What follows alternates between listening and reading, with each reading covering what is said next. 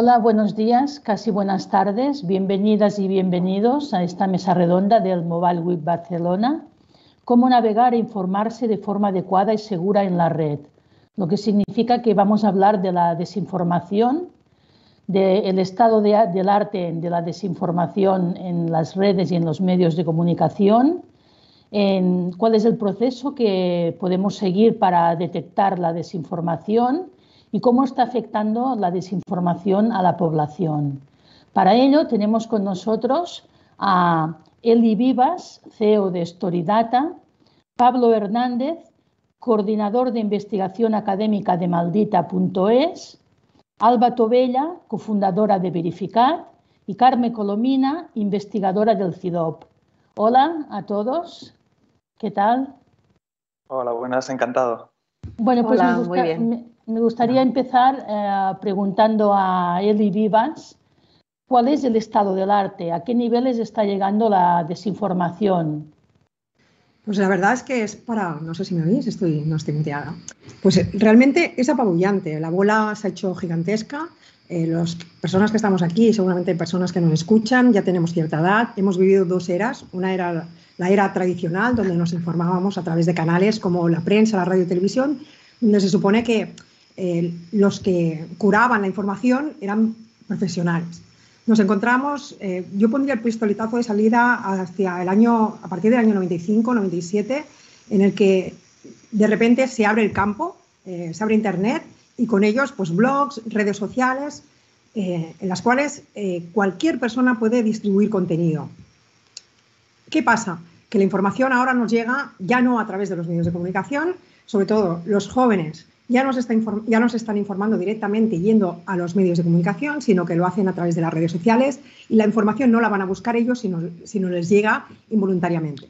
Y esta información pues la hacen no profesionales de la información, sino cualquier persona, o los llamados pues influencers, que les difunden este tipo de información.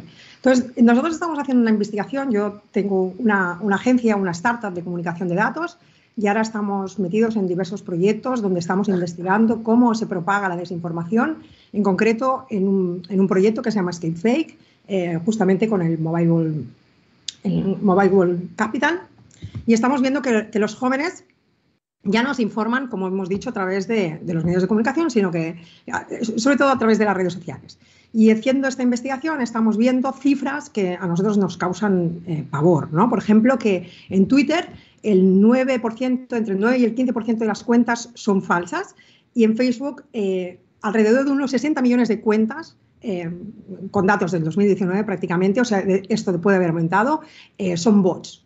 Los bots se utilizan, como lo sabéis, pues para engrosar también pues la desinformación, ¿no? Sobre todo cuando hay un contenido ideológico a partir de partidos políticos que quieren difundir para ganar unas elecciones, nos hemos encontrado, o para el Brexit, y cosas también por motivos económicos también, ¿no? Pero no solamente estos, para los jóvenes, por ejemplo, en TikTok ha tenido que eliminar 231 millones de seguidores falsos solamente entre julio y septiembre de 2021, para que veáis las dimensiones de la bola. Y sobre el contenido, por ejemplo, TikTok ha tenido que borrar 81 millones de vídeos falsos, y de estos 0,8% corresponden también a la autenticidad del contenido. Eso supone unas cifras de 650.000 vídeos, os digo cifras así, pero para que sepáis que son cifras trimestrales. Es decir, cada día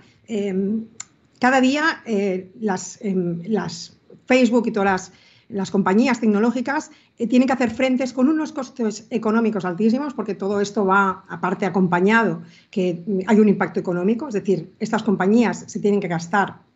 Por ejemplo, en el año 2020 Facebook invirtió 1.530.000 euros, según el European Journalist Center, en combatir la desinformación, y TikTok también ha anunciado que ha invertido 13 millones de euros en una iniciativa de educación que se llama Fact Check Your Feed, justamente para combatir esta desinformación. Y a niveles, bueno, podríamos seguir con cifras de impacto económico ya apabullantes, como por ejemplo, según la Universidad de Baltimore, las fake news han tenido un coste para la sociedad de 78 billones de dólares. Esto os hablo de cifras que van aumentando a medida que vamos hablando. O sea, ahora mismo, mientras vamos hablando, seguramente se están generando bots, desinformación y ya por no hablar del contenido, ¿no? Impresionante. Y Pablo, ¿cuál es el proceso que seguís para detectar esta desinformación? Vale, nosotros tenemos, por un lado, un sistema de alertas, tenemos un chatbot de WhatsApp en el que los seguidores o quien quiera nos puede dar pistas de si encuentran algo sospechoso, nos avisan. Esa es una manera de recibir las ideas de posibles bulos. Otra es monitorizar las redes sociales. También estamos constantemente pendientes de la monitorización de las redes sociales. Cuando vemos un contenido que creemos que puede ser un bulo, empezamos a investigar.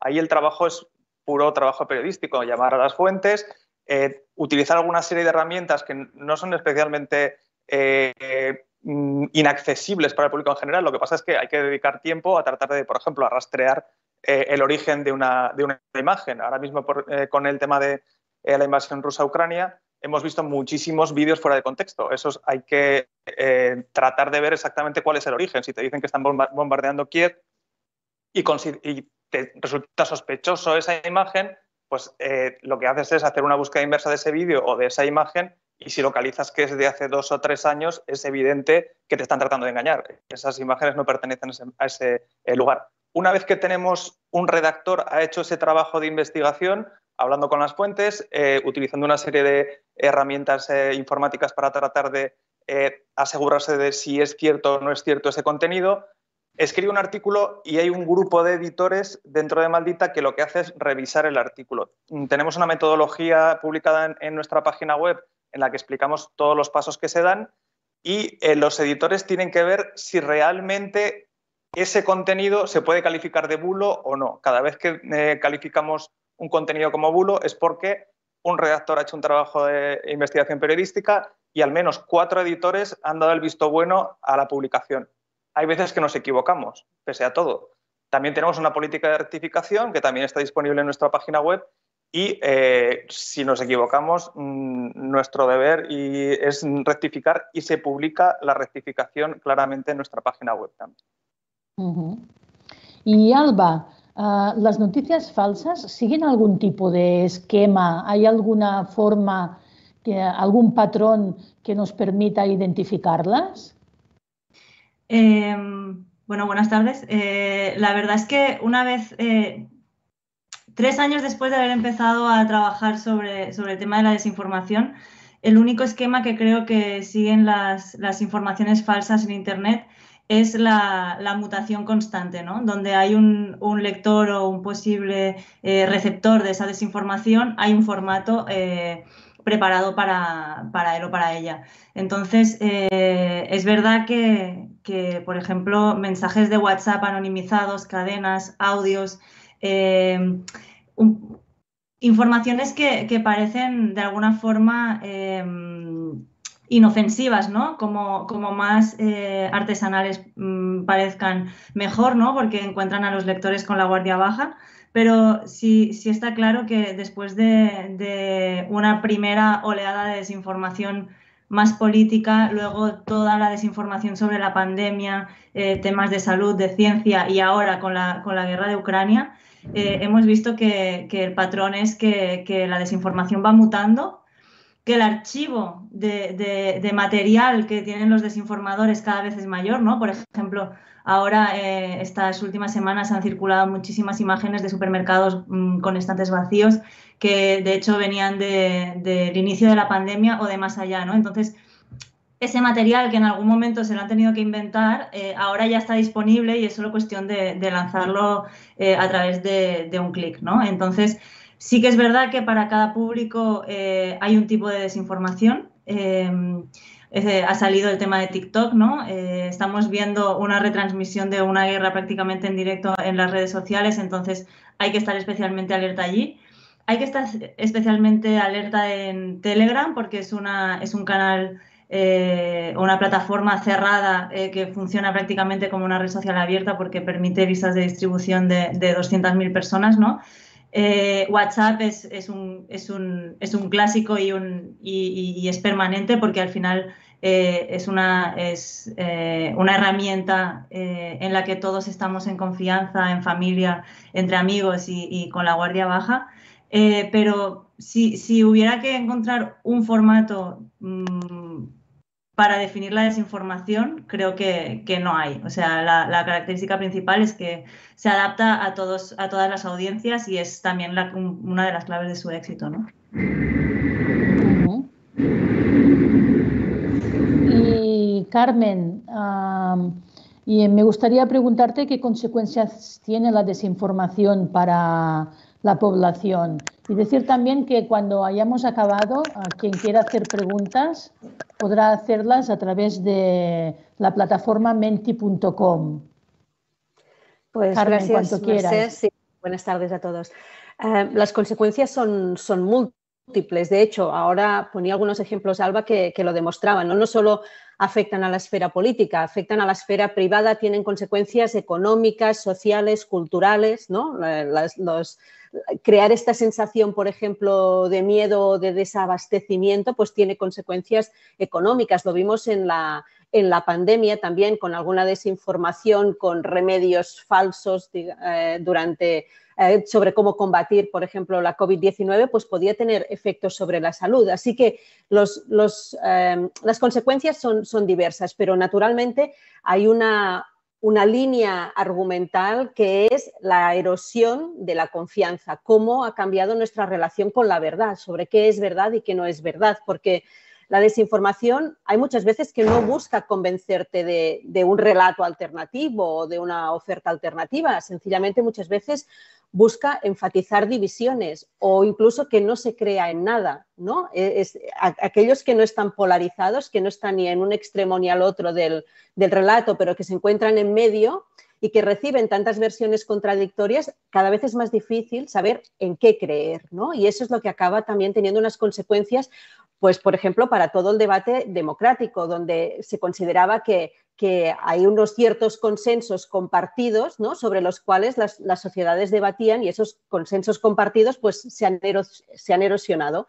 También cambia qué consideramos que es verdad o qué es lo que determina qué es verdad, porque hemos acabado depositando nuestra confianza en aquello que es compartido por nuestro círculo en las redes sociales, por aquello que creen las personas con las que nos relacionamos, que muchas veces este consumo ya de información o de intercambios online ya está sencillamente decidido a partir de nuestras propias creencias, por tanto reforzamos estas divisiones o estos pensamientos, ¿no? O incluso estas determinadas visiones del mundo. Pero es que además de todo eso, además de estas consecuencias, claro, de división política o de polarización, también la desinformación atenta directamente con nuestros derechos, con derechos humanos. Por ejemplo, el derecho a una libre participación democrática, ¿no?, a poder participar electoralmente sin injerencias a la hora de formar nuestras opiniones. Esto es un derecho reconocido, pero si tenemos pues, desinformación alterando los debates de campaña,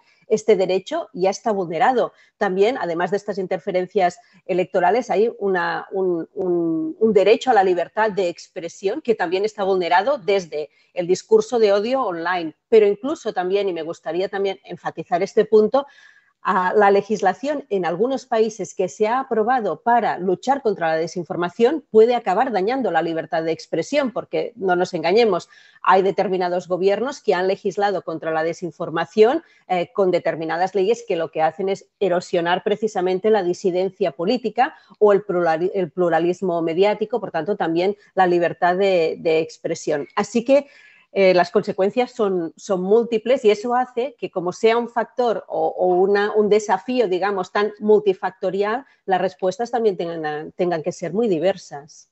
Claro, es muy complicado porque precisamente si se quiere luchar contra la desinformación, existe el riesgo de atacar la libertad de expresión. Pero si no se quiere luchar contra la desinformación, existe el riesgo de que la desinformación consiga que muchas personas voten a un candidato, pues como pasó con Trump, pues que se dice que se manipularon informaciones en Facebook para que la gente votase a Trump. Entonces es realmente muy complicado qué hacer con este tema a nivel legislativo, por ejemplo. Es muy complicado. Y bien, ¿quién desinforma? Esta es una pregunta para todos. ¿Quién está desinformando? ¿Quién está detrás de esta desinformación? Si queréis, o sea, yo os puedo comentar que nosotros en Maldita, a la hora de seguir nuestros procedimientos, ya os comentaba antes que tenemos que estar muy seguros cada vez que afirmamos algo. Entonces, señalar exactamente quién está detrás de un bulo concreto es muy complicado porque lo que comentaba antes Alba, la desinformación se va moviendo y adaptando a distintos medios. Entonces, seguir, por ejemplo, un bulo concreto en Twitter es relativamente sencillo. Pero claro, es que no está solo en Twitter, es que está también en WhatsApp, está en Facebook. El mismo bulo va pasando de una red social a otra, con lo cual es muy complicado saber exactamente dónde ha comenzado. Y luego también en el proceso de difusión del bulo está el elemento de que hay gente que lo comparte porque se lo cree. No trata de desinformar, sino simplemente le han engañado y lo comparte porque se lo ha creído. Entonces, es difícil saber en el proceso de difusión de un bulo, primero, de dónde parte y segundo, con qué intención se está difundiendo. Sí que hay ciertos elementos que se ven, o sea, por ejemplo, en temas de los bulos políticos, sí que se nota que hay como la estructura oficial de los partidos políticos que entra con menos habitualmente, digamos, en difundir los bulos, pero hay todo un sistema alrededor de los partidos, un entorno muy activo en las redes sociales, que es donde realmente, o sea, hay muchas cuentas anónimas, hay muchos bots, como comentaban anteriormente, que eso es donde realmente se mueve más cantidad de desinformación. Cuando uno de esos bulos llega a un medio de comunicación o llega a un político, digamos, confirmado, una persona que da la cara, lo que consigue ese bulo es, primero, legitimidad y, segundo, mucha más difusión, porque normalmente las cuentas oficiales de los políticos tienen más seguidores que las pequeñas cuentas que lo que hacen es, digamos, el trabajo de difundir a pequeña escala. Entonces, una vez que un bulo llega a un medio de comunicación, digamos, asentado, o a un político o a una persona relevante desde el punto de vista público, ahí el problema se multiplica porque consigue una difusión tremenda y luego aparte hay mucha gente que se lo cree no por el bulo en sí, sino porque lo ha dicho este medio, porque lo ha dicho este político.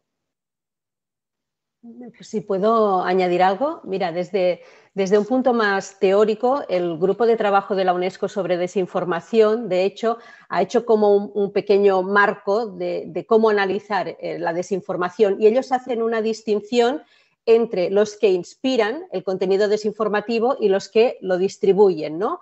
Entre los instigadores y los agentes, dicen ellos, porque los agentes son todos estos que hemos mencionado, pues desde los influencers, el mismo individuo que a veces incluso sin saber que está desinformando está retuiteando, pueden ser empresas, partidos políticos, pero ellos también ponen el énfasis en quiénes son los instigadores, es decir, quién ha inspirado esa información o a quién sirve esa información, ¿no? Hay una agenda detrás, una agenda política que después se distribuye a través de todos estos distintos agentes, ¿no?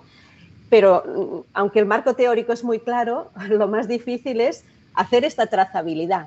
Y eso es lo que hace también, por no decir imposible, muy, muy complicado, ¿no? Decidir si se quiere sancionar, por ejemplo, la desinformación, que es un debate que está dentro de las instituciones europeas, si se puede sancionar o no a los instigadores de la desinformación, como se ha intentado, se ha discutido en algún momento, lo que tienen claro es que demostrar esta trazabilidad entre el contenido, quién lo distribuye y si esta distribución está al servicio de una agenda más allá de unos instigadores concretos es muy, muy complicado. De hecho, yo a raíz de lo que han dicho Pablo y Carmen, diferenciaría entre esos desinformadores que tienen un interés concreto detrás, ¿no? La política, empresas, grupos al final de interés que si paras a analizar el enunciado, la información falsa, es bastante fácil entender quién se beneficiaría si tú te la creyeras, ¿no?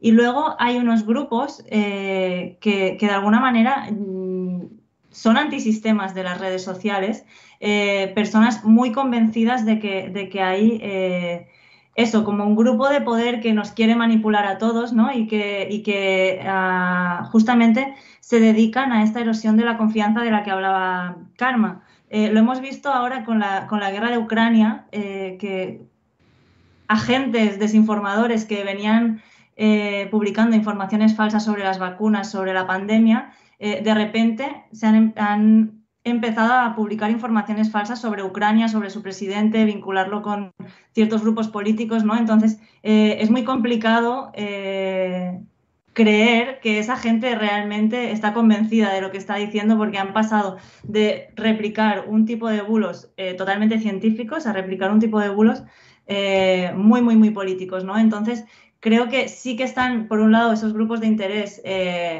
bastante identificados también en muchos casos, aunque es complicado hablar de ellos públicamente, sí que algunos están muy identificados, pero pongo de ejemplo un bulo que decía que el Listerine funcionaba para protegerte contra la COVID-19 y rascabas un poco y te encontrabas que el origen era un señor que vendía Listerine, ¿no? Hasta, pues eso, grupos que al final su objetivo es desestabilizar el sistema de información y el sistema al final político por el que nos regimos. Yo quería abordar también algo respecto a las fuentes, que al final es uno de los indicadores de confianza más claros, ¿no? O sea, la procedencia. Y creo que hemos sido muy incautos en los últimos años. Hay cosas que no podemos controlar, como lo que se propaga a través de WhatsApp, porque eso es incontrolable, ¿no? Pero a mí lo que veo que puede ser una palanca de cambio, sobre todo, es que las redes sociales, en este discurso entre la censura, ¿no? De qué hacer, cómo intervenir para no cortar la libertad de expresión, pero es verdad que al principio, cuando nacieron, no se dieron cuenta que iban a ser agentes de distribución de contenido falso. Entonces, esto es algo que se podría revertir, ¿no? ¿Cómo se podría revertir? Pues, bueno, nosotros lo estamos intentando en un proyecto que estamos haciendo de difusión de contenido, precisamente para periodistas, de contenido verificado. Entonces, la idea es que cualquier persona que distribuya contenido en una red social tiene que ser una persona verificada. Eso se está intentando hacer con Twitter, pero bueno, no se han puesto, ¿cómo se llama?, barras al campo, ¿no? De manera suficiente, y ahora tendríamos que hacer como un cambio, un clic y restablecer la confianza. Una vía puede ser la educación, es decir, tenemos que hacer que los jóvenes y la sociedad pues se potencie este espíritu crítico para saber que no tienen que seguir difundiendo, o sea, sería una manera de frenarlo, y otra, estableciendo redes sociales en las que no se pueda distribuir ya información de personas que no tienen la autoridad para hacerlo. O sea, yo creo que hay una manera de frenarlo, y una manera de frenarlo puede ser la autenticidad, ¿no? De ver quién es la persona que difunde y el espíritu crítico también de las personas. ¿Puedo decir algo sobre eso?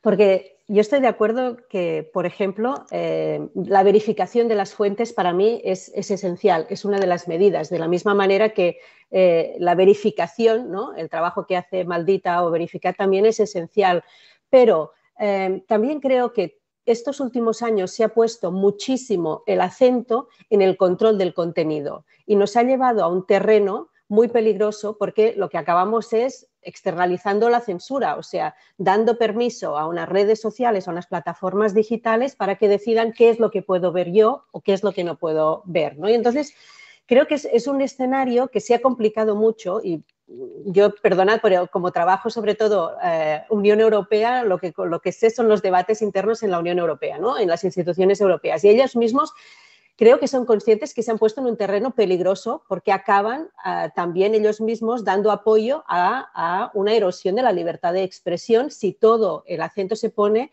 en la eliminación de contenido. Y aquí sí que veo cómo ha ido evolucionando el propio debate entre aquellos que deben decidir cómo hacerle frente, ¿no? Y veo que en estos últimos tiempos se está cambiando la estrategia, menos centrada en el control de contenido o en la eliminación de contenido y mucho más centrada en cómo identificar las tácticas de diseminación, es decir, cómo se puede trabajar el efecto multiplicador que tienen las plataformas, es decir, cómo se puede trabajar el hecho de que el algoritmo sea el que acaba potenciando, el que acaba replicando y dando mucha más visibilidad a aquel contenido que, como está empaquetado para despertar, pues apelar a nuestros sentimientos, ¿no? A nuestras sensaciones, a nuestra indignación, acaba repitiéndose mucho más, ¿no? Multiplicándose mucho más. Y estamos en una evolución también, porque si no nos metemos en camisa de 11 varas, porque al final, a ver, mentir no es delito. Yo puedo decidir, yo quiero ser libre de decidir qué medios quiero consumir, pero si esta decisión se toma en un espacio digital que está alterado, porque algorítmicamente lo que me va a dar a mí siempre primero, muchas veces, o lo que va a facilitar es que sea el contenido desinformativo el que me llega, lo que está alterado es el ambiente, ¿no? en el que tenemos esta discusión, no solo el contenido. Esa es mi aproximación, ¿eh? Pero la podemos discutir. A mí me gustaría decir algo también al respecto, y es que yo estoy de acuerdo en que borrar no me parece una solución especialmente buena. Yo creo que lo importante, uno de los temas importantes, es que la gente sepa quién le está hablando.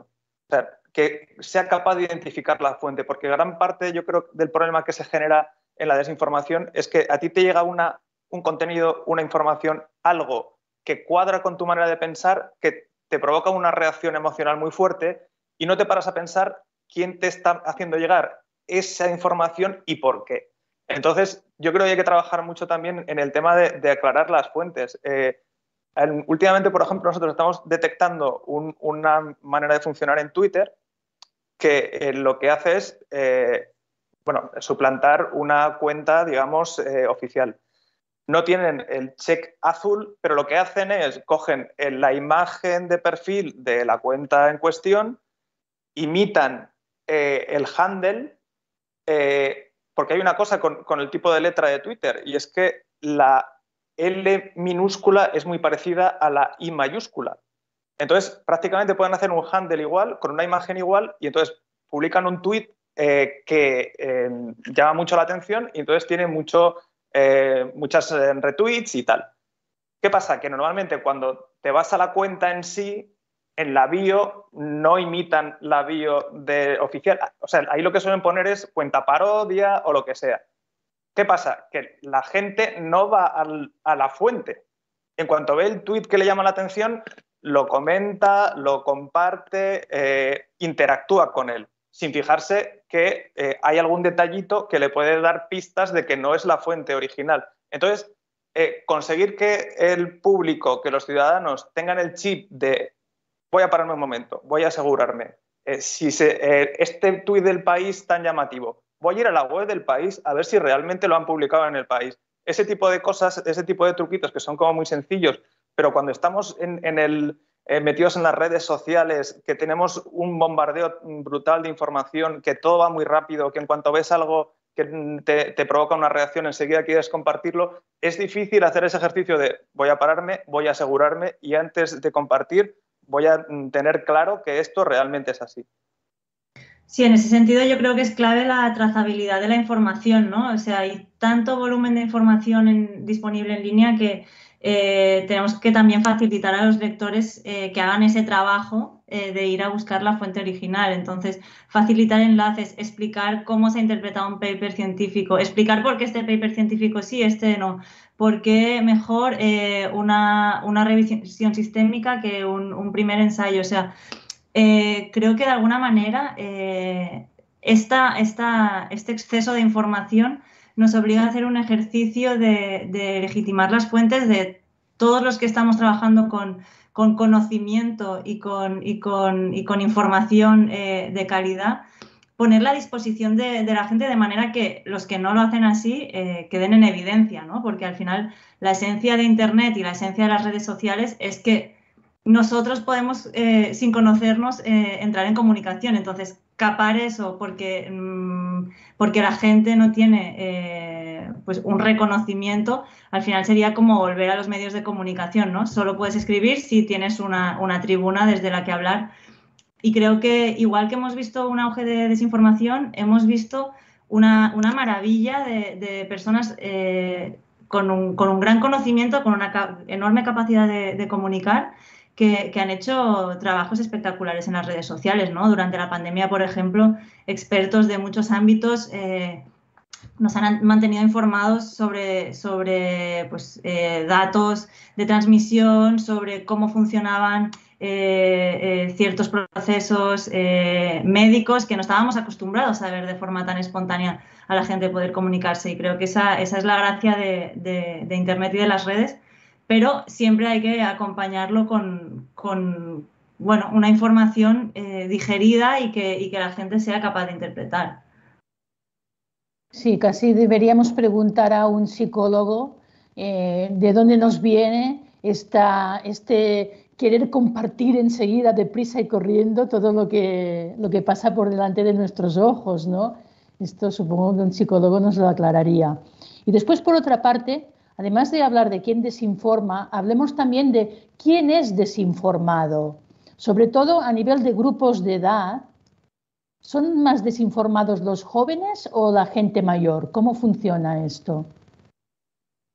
Desde mi punto de vista, el problema que tiene la desinformación, una vez más, lo que decía Alba, es la capacidad de adaptarse que tiene. El problema, uno de los problemas que tiene, es que los mecanismos que influyen en un grupo de edad son distintos que los mecanismos que influyen en otros grupos de edad, sobre todo porque aparte están utilizando redes sociales diferentes. Por ejemplo, el impacto en las personas mayores utilizan sobre todo WhatsApp y Facebook. Entonces, por ejemplo, en WhatsApp, el tipo de desinformación que llega es, o el peligro que tiene, la vulnerabilidad que se genera en WhatsApp es que tú confías en la gente con la que estás en contacto en WhatsApp. Entonces, los contenidos falsos que te llegan tienen un plus de credibilidad no por el contenido en sí, sino porque te lo ha pasado tu madre, tu padre, tu tío o tu primo.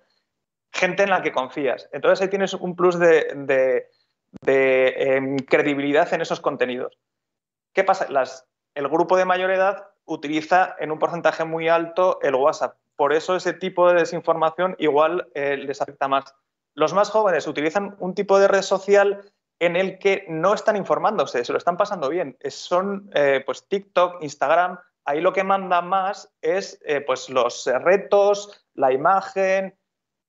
Seguramente cuando están utilizando esas redes sociales no están tanto pensando en si lo que les llega es cierto o falso, están más pensando en me divierte o no me divierte. Entonces, un contenido falso en un formato de Instagram o de TikTok, pues tiene el problema de que cuando se recibe, si es falso, igual no es lo mismo que si entras en la web de un medio de comunicación y ves algo que es falso. Si ves en un medio de comunicación algo que es falso, ese medio de comunicación pierde totalmente tu confianza y tu credibilidad.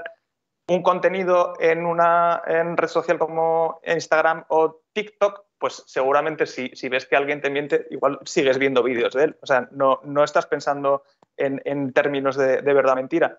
Y luego hay otro problema también con los jóvenes, y es que consumen muy pocos medios de comunicación y he visto algunos experimentos en los que le daban la misma credibilidad a un artículo, por ejemplo, de La Vanguardia o del País, que a un montaje de cualquier cosa que te puedas imaginar que vaya con un titular que imite a un periódico y cualquier cosa que te puedas imaginar. O sea, con imitar el formato, como no conocen los medios de comunicación, le da la misma credibilidad a caso aislado que a La Vanguardia.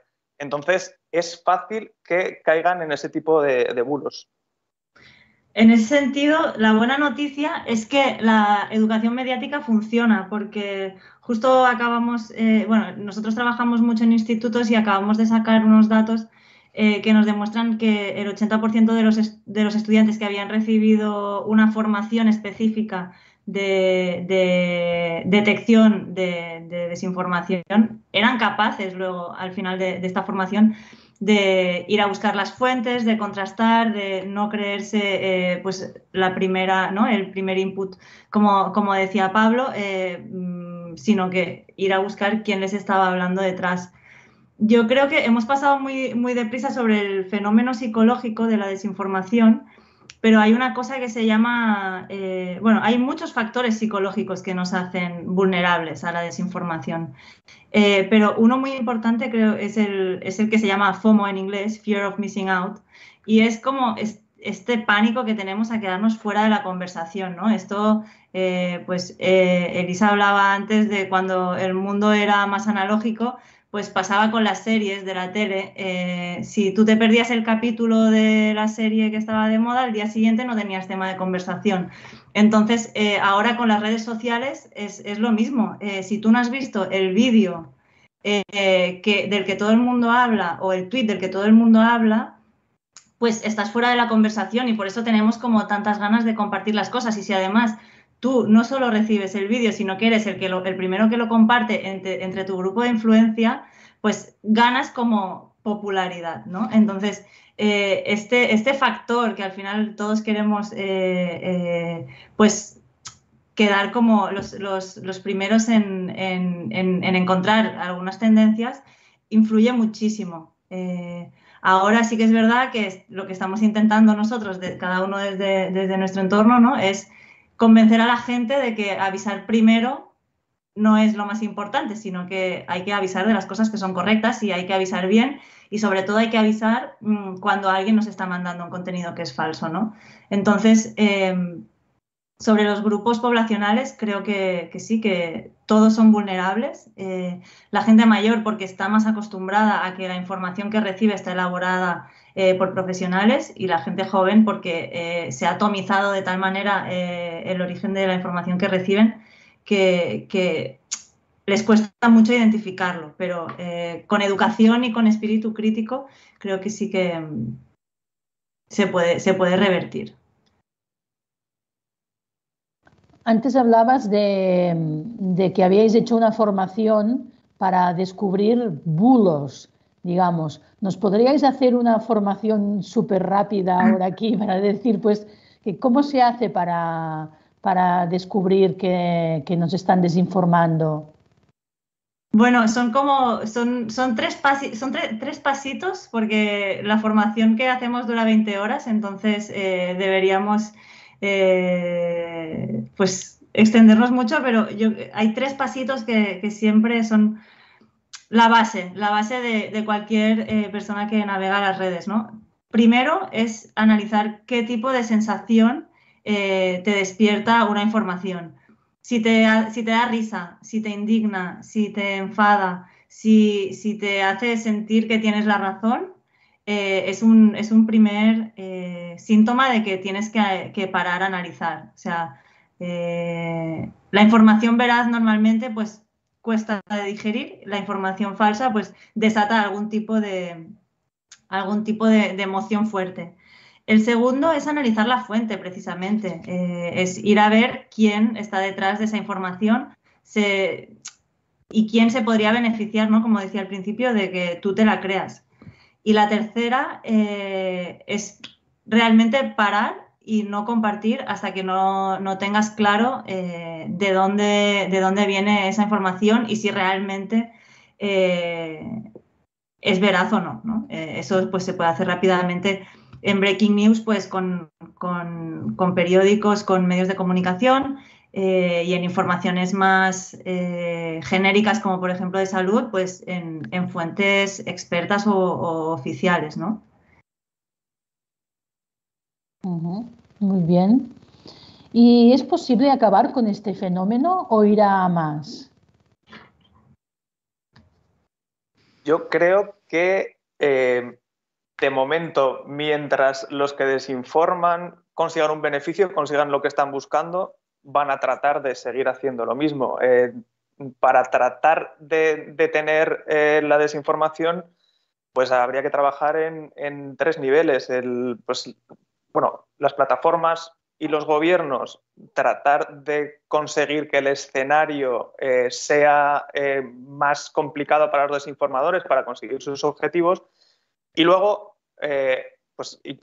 también los medios de comunicación y los fact-checkers tratar de conseguir que haya más información de calidad y verificada en esos ambientes, en esos escenarios, y sobre todo, fundamental lo que comentaba Alba, que los ciudadanos tengan un espíritu crítico, tengan formación y sepan tengan una serie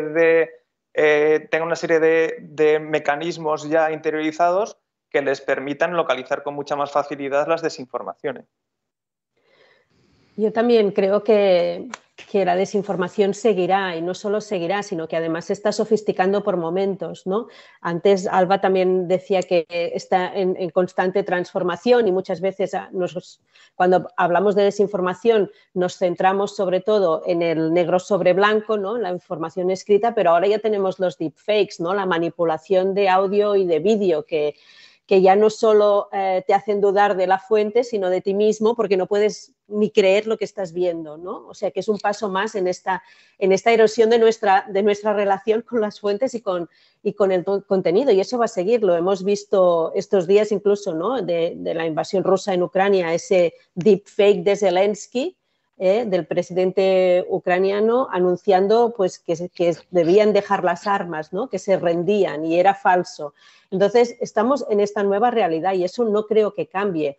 La desinformación es el recurso fácil, es barato, cada vez lo es más, y además es rendible, ¿no? Da resultados, y creo que la respuesta está en ir reduciendo estos resultados, en ir asegurándonos que no es rendible, ¿no?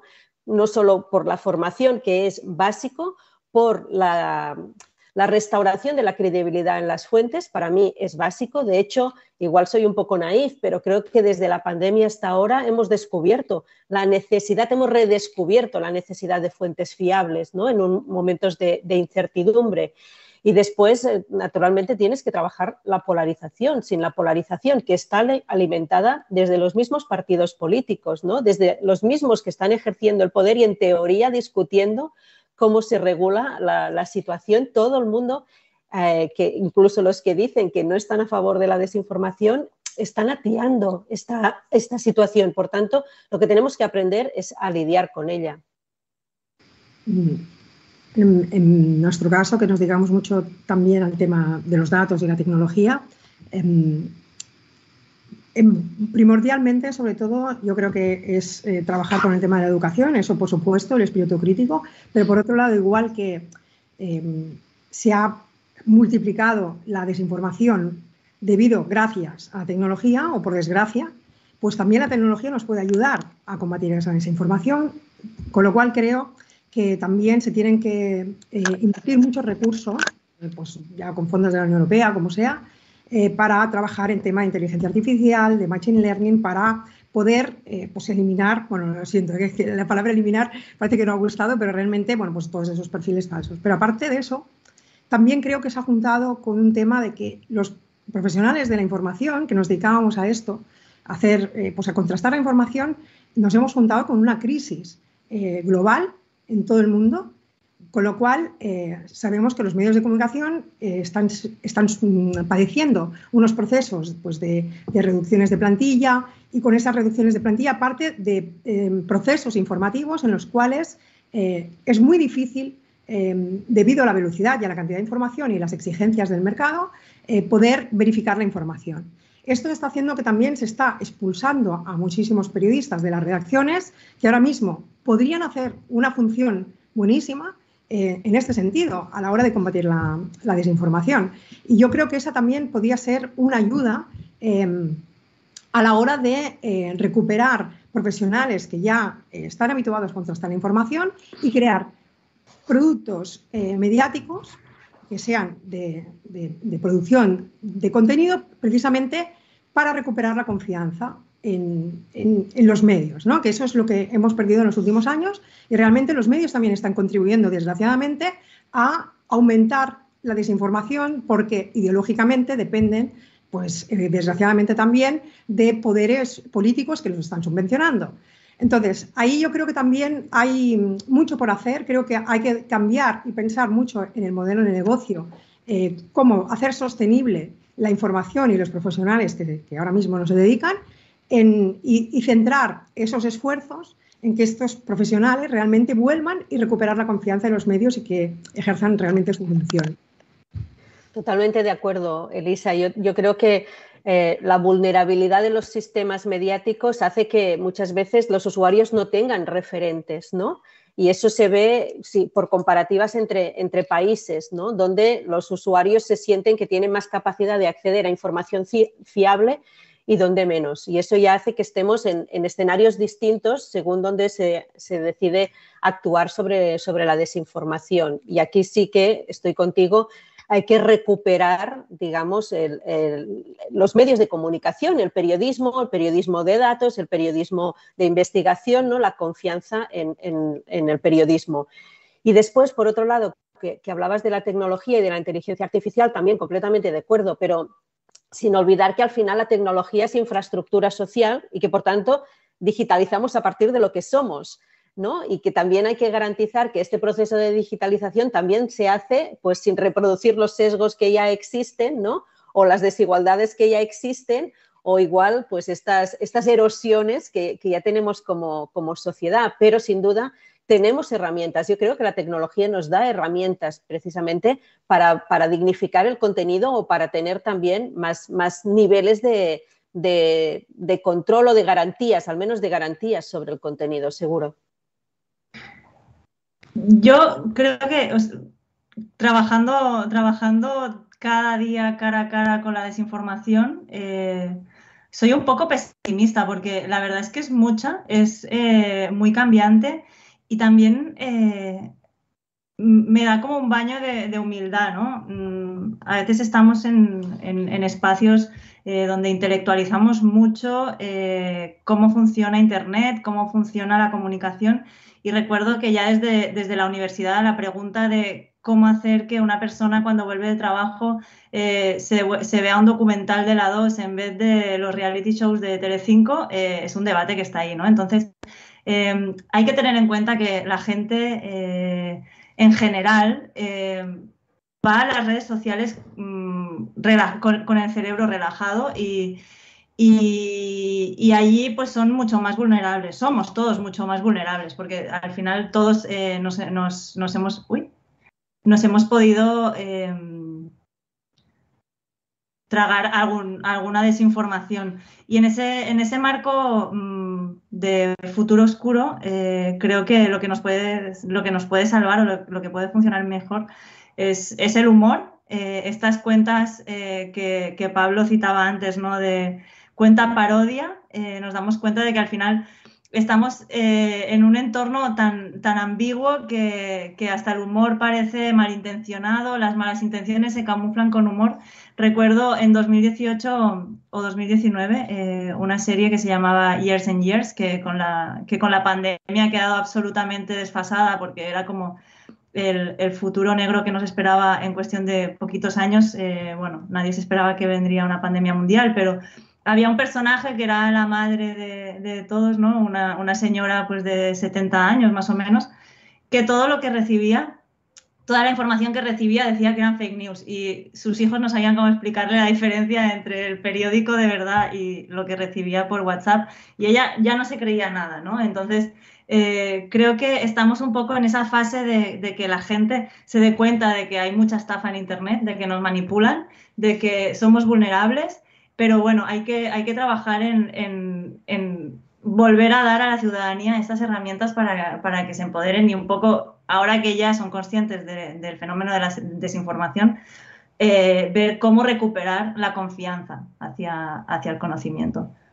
Bien, ahora, si os parece, vamos a abrir un tiempo en el que vamos a responder a las preguntas de las personas que nos están viendo. Quien quiera hacer preguntas puede ir a menti.com y allí usar el código 93854674 y puede hacer su pregunta. Hemos recibido ya diversas preguntas, os las planteo. Una sería que hace poco se difundió un vídeo fake de París siendo bombardeada. ¿Les parece algo positivo porque fue pensado para generar conciencia o por el contrario creen que ni de esta manera se deben utilizar las fake news? mi punto de vista ahí es que si en la comunicación queda claro que es una recreación y el emisor, digamos, el que hace el vídeo, lo deja claro y el receptor se da cuenta de que es una recreación para concienciar que no es algo que esté pasando realmente, no hay ningún problema. El problema que tienen estos contenidos en los que se hacen recreaciones es si no queda claro que eso no ha pasado de verdad, sino que simplemente es un ejercicio, digamos, creativo, y el receptor empieza a interpretarlo como si fuera un ataque verdadero y cree que tiene que empezar a prepararse para una guerra inminente. Entonces, la clave del asunto es dejar muy claro que eso es una recreación. Totalmente de acuerdo. Yo creo que la clave está en qué buscas con ese vídeo, porque, por ejemplo, hay organizaciones internacionales que han hecho experimentos utilizando la realidad virtual para intentar hacer entender a la gente qué se siente cuando uno está en medio de una ciudad que está siendo bombardeada, ¿no? Un poco para crear esta empatía, para movilizar o para remover conciencias. Así que la clave está en qué buscas, ¿no? Y si el consumidor sabe exactamente por qué estás ofreciéndole, ¿no? Y está participando, pues, de ese mismo objetivo.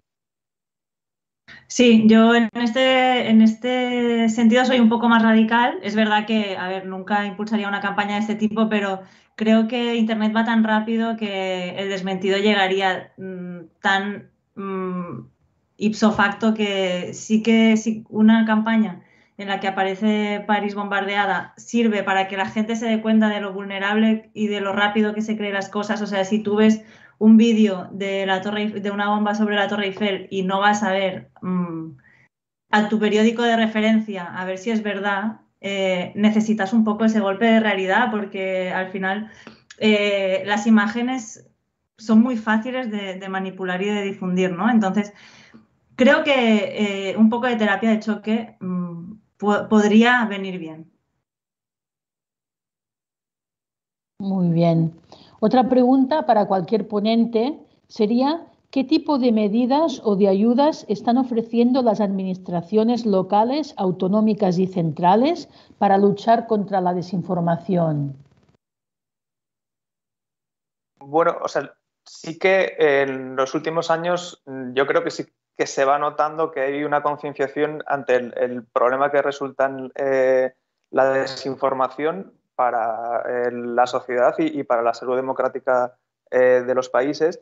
Y entonces sí que se nota que se van ofreciendo posibilidades, suele ser iniciativas en las que se financian proyectos concretos en los que tienes que justificar qué vas a hacer exactamente para tratar de luchar contra la desinformación. También se está tratando de hacer coordinación entre iniciativas de fact-checking en varios, o sea, coordinación internacional en iniciativas de fact-checking. Por ejemplo, Verificat y nosotros estamos en una iniciativa que se llama eVerifier y lo que hace es tratar de coordinar investigación y esfuerzos de lucha contra la desinformación en la península ibérica, y eso depende del EDMO, que es un organismo que trata de centralizar ese tipo de iniciativas, pero dentro de toda Europa.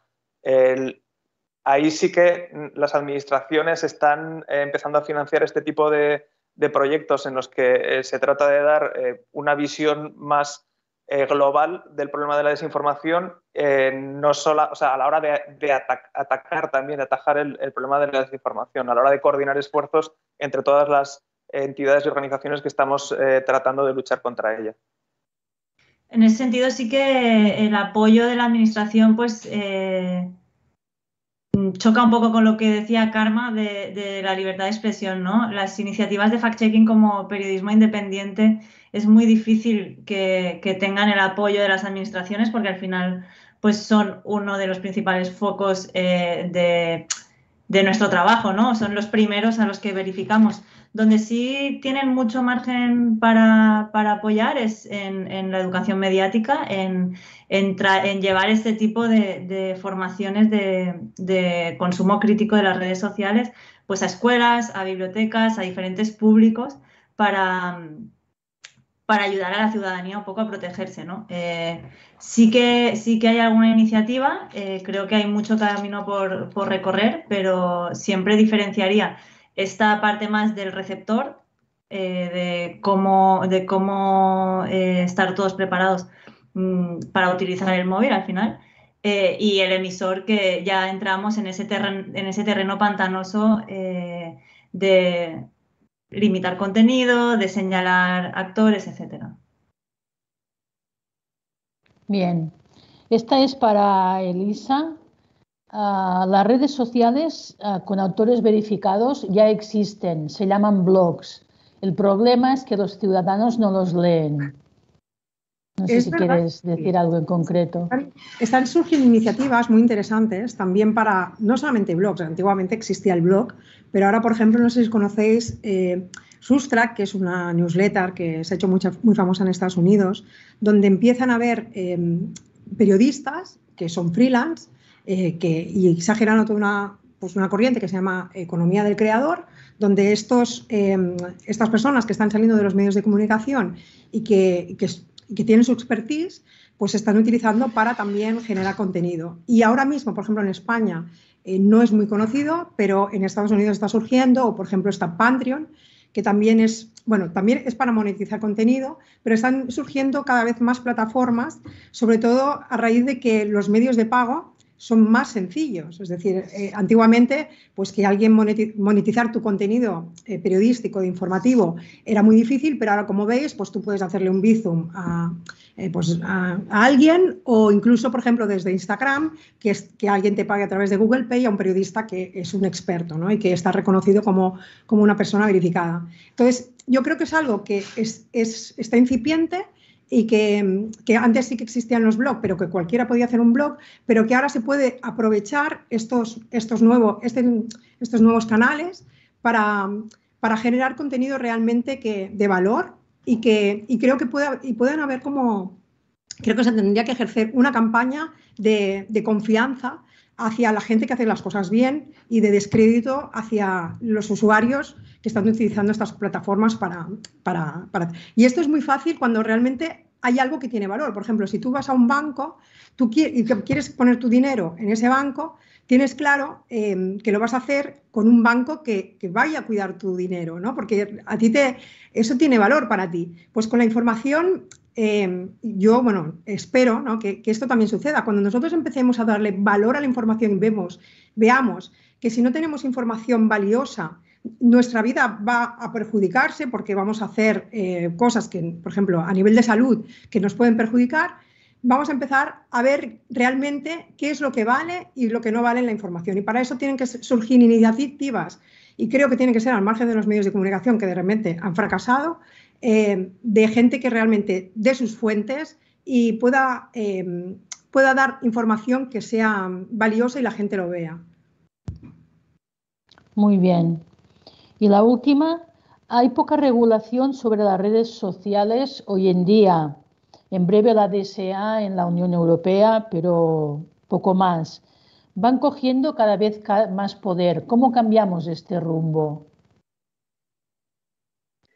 Bueno, es verdad que han ido aumentando su poder, pero también creo que en los últimos tiempos han tenido un nivel de sobreexposición que ellas mismas son conscientes de que tienen un problema cuanto menos reputacional, ¿no? Y para mí los hechos del Capitolio del 6 de enero son la clave, ¿no?, de este punto de inflexión en el que las mismas plataformas se encuentran que deben dar ellas mismas una respuesta, porque tienen una responsabilidad social, ¿no?, y política de lo que está pasando, ¿no?, en estos niveles de polarización. Es verdad que la Directiva de Servicios Digitales, que está en discusión en la Unión Europea, intenta poner al menos un marco, ¿no?, un marco que limite un cierto control de estas plataformas, sobre todo, por ejemplo, para la protección del usuario, también para el control de la desinformación, ¿no?, y entender también un poco dónde están los límites, pero a la vez es muy difícil hacer esto,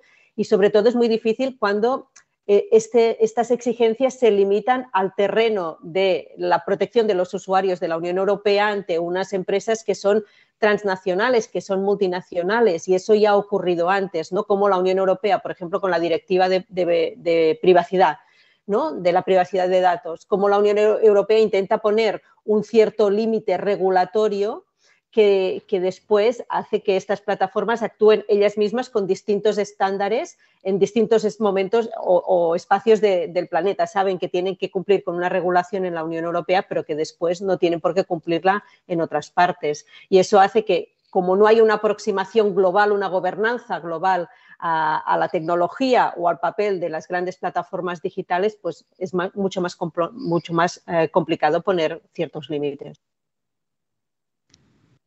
Perfecto. Pues son las 2 en punto, o sea que acabamos en punto, no hay más preguntas. Si os parece, cerramos la sesión aquí, si queréis dar alguna conclusión rápida.